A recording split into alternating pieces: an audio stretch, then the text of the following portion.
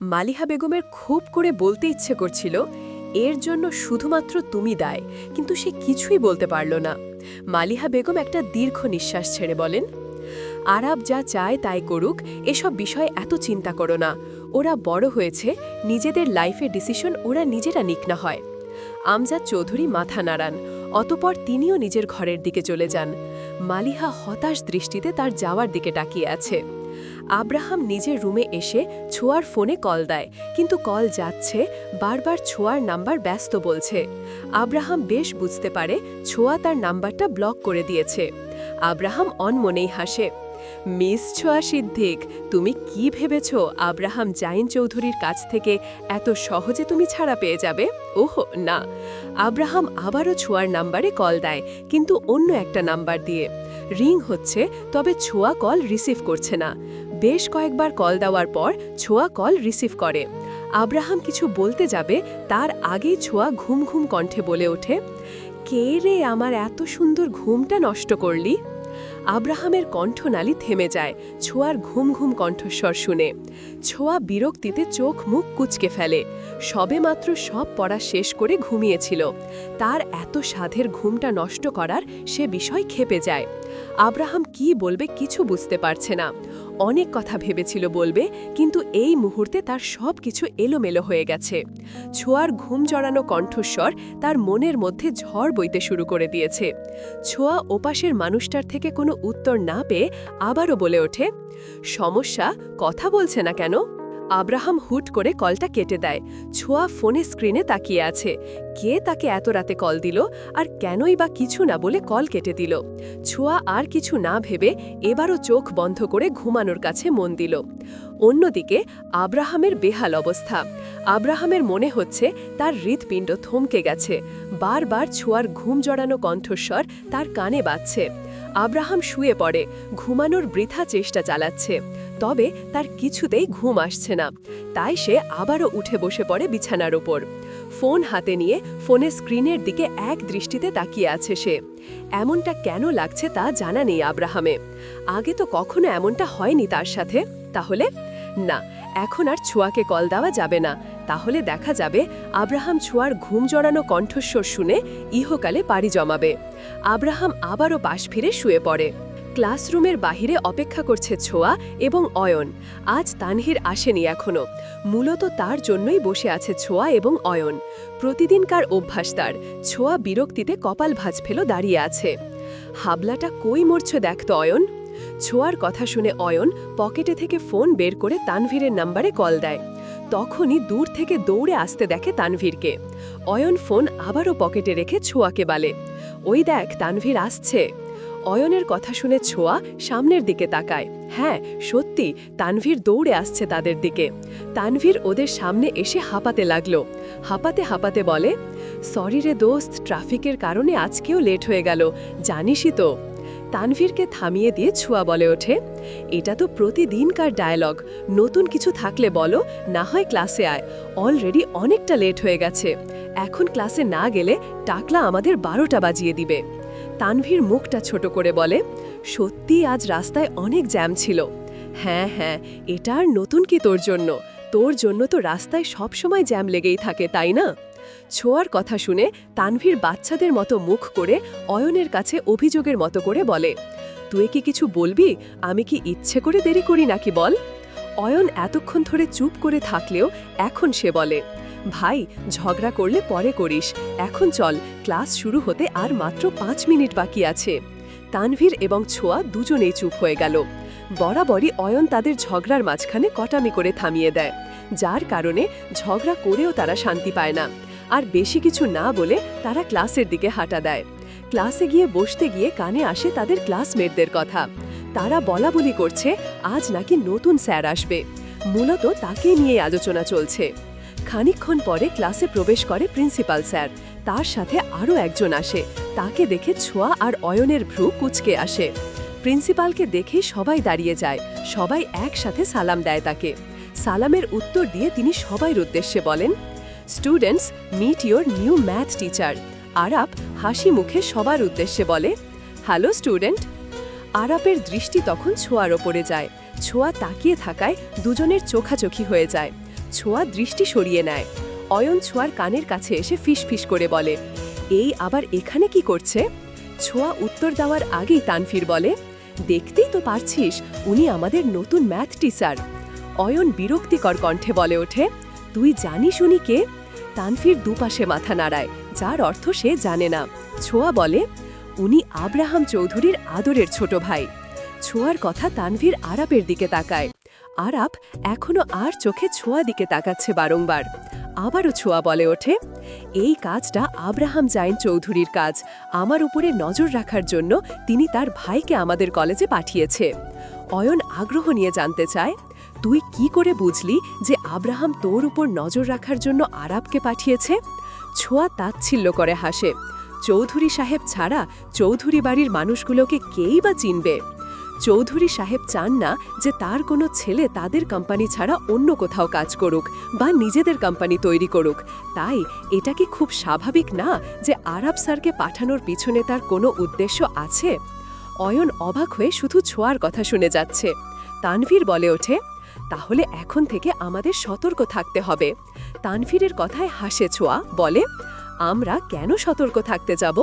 আমরা তো এই মুহূর্তে কিছু করছি না বা করব না। তাহলে আমরা যেমন আছি তেমনই স্বাভাবিক থাকব।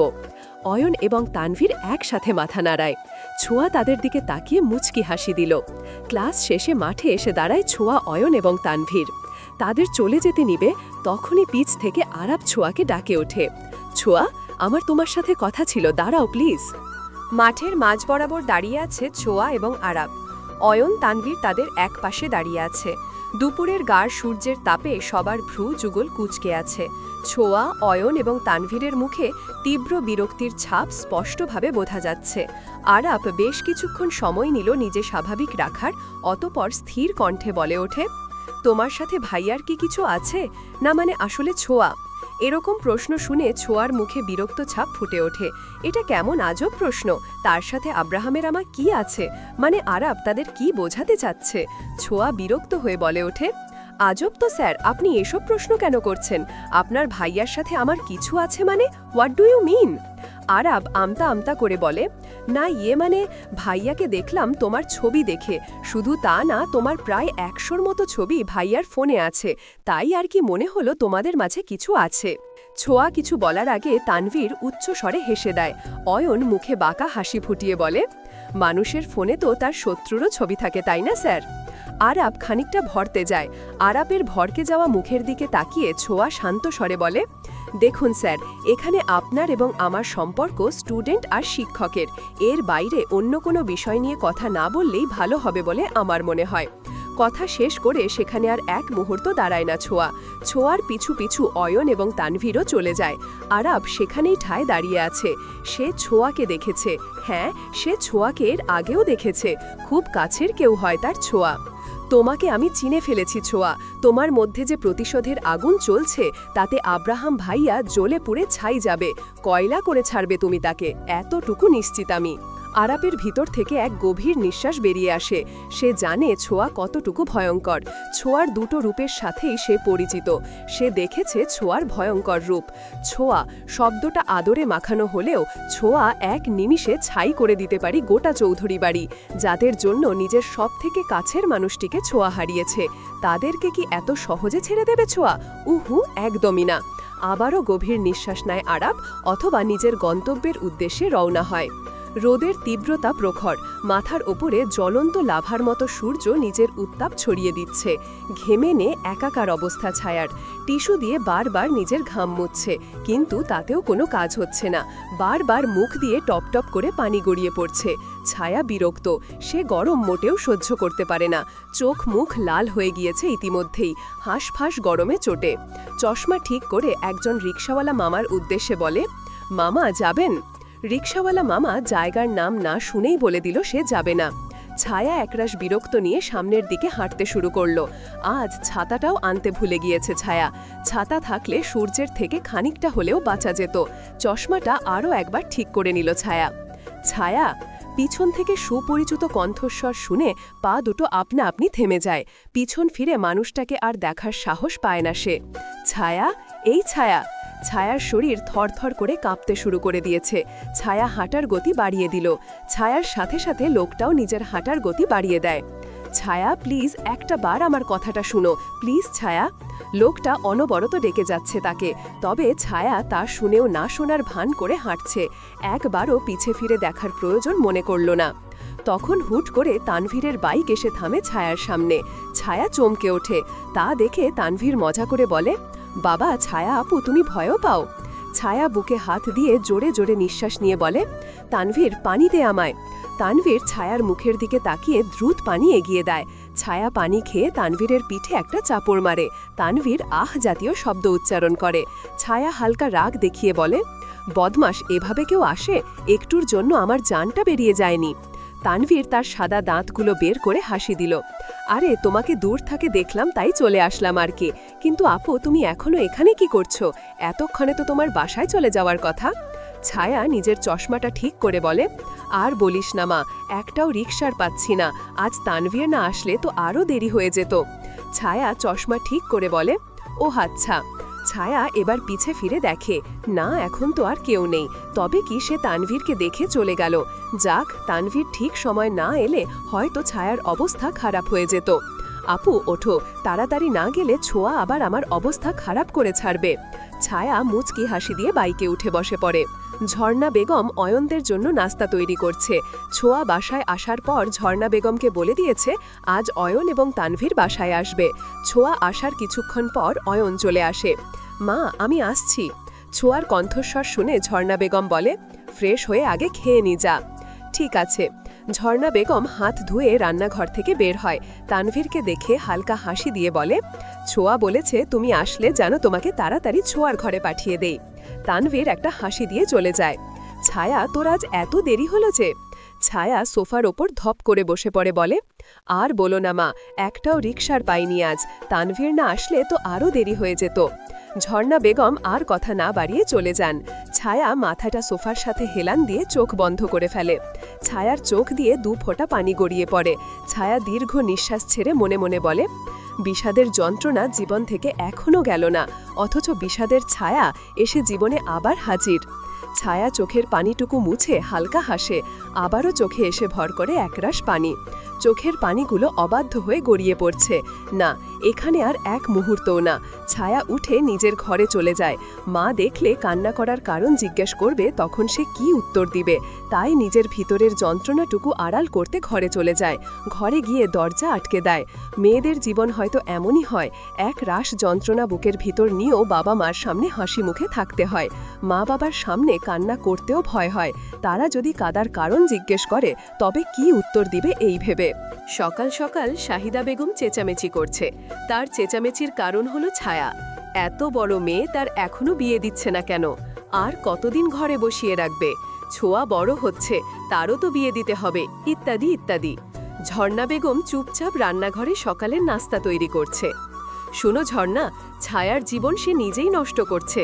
এখন কি ছায়ার জন্য আমাদের ভোলা ভালা ছোঁয়ার জীবনটাও নষ্ট করবা? হ্যাঁ, এই মেয়ের যেন তেন একটা ছেলে দেখে বিয়ে দিয়ে দাও তো, না হলে পরে ছোঁয়ার জীবনে ওর কালো ছায়া পড়বে, এই আমি বলে দিলাম দেখো।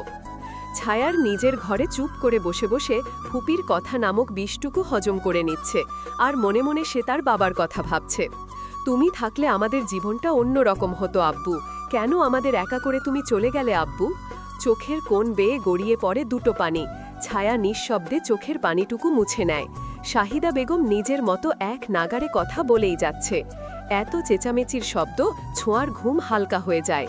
তখনই কানে আসে শাহিদা বেগমের কটু কথাগুলো। মেজাজ বিগড়ে যায় ছোঁয়া। ঘরে থেকে বেরিয়ে সোফা তার ফুপির সামনে গিয়ে দাঁড়ায়। শাহিদা বেগম ছোঁয়াকে দেখে হালকা হাসি দিয়ে বলে, আরে ছোঁয়া মা, তুই আয় আয়, আমার পাশে বস। আপনার সমস্যা কি, প্লিজ একটু বলবেন? ছোঁয়ার এহেন প্রশ্নে থতমত হয়ে যায় শাহিদা বেগম। ছোঁয়ার কণ্ঠস্বর শুনে ঝর্ণা বেগম তড়িঘড়ি করে রান্নাঘর থেকে বেরিয়ে আসেন। ছায়াও নিজের ঘর থেকে বেরিয়ে এসে ছোঁয়ার হাত আঁকড়ে ধরে। ছোঁয়া, ঘরে চল বোন।